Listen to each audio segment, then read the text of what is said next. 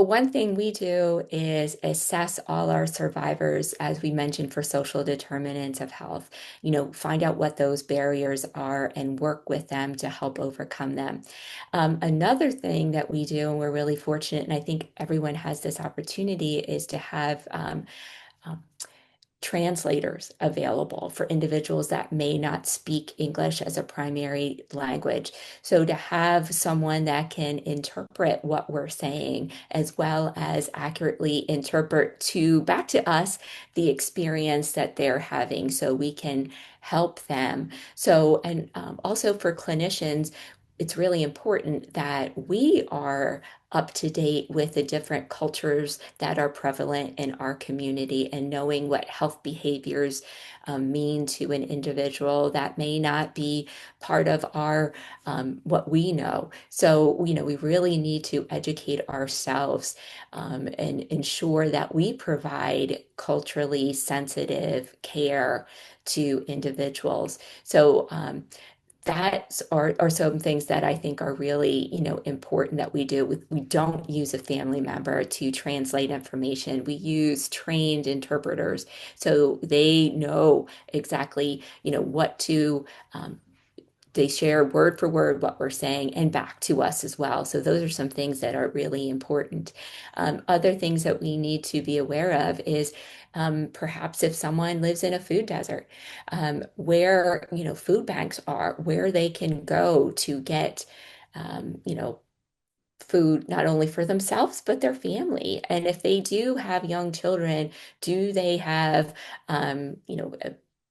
infant formula, diapers, things like that, where they can get access to that same information, same, resources to help their entire family as well and get healthy food for them to have.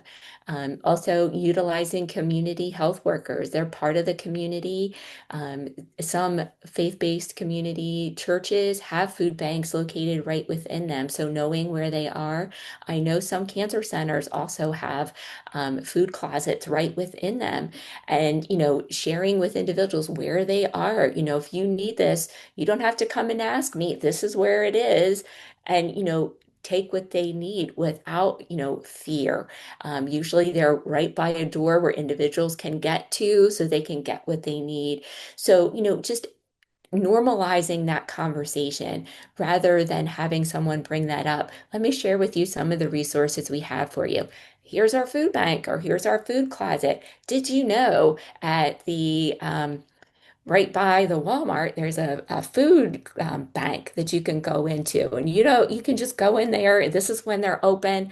A lot of information, a lot of I know one we have too has like information for them to take with them, and they also have the food that's so important. So having that and normalizing the conversation, so everybody is aware of where these resources are in the community and bringing it up to the patient. And, so they don't have to ask. As we just talked about, Cecilia, it can be, embarrassing to ask for help. So, just putting it out there. This is where the information is. This is where you can get the information. In some resources we have in cancer centers, they can have like pamphlets where things are located and it's written in different languages. So individuals can just pick that up. If it's right outside a community area, they can pick it up and be on their way. If it's in a library, the libraries in our community have a lot of health information too. So that's another great resource to have for individuals, and they're free that they can go in and pick up information and get access to information and resources that are available in the community to help them.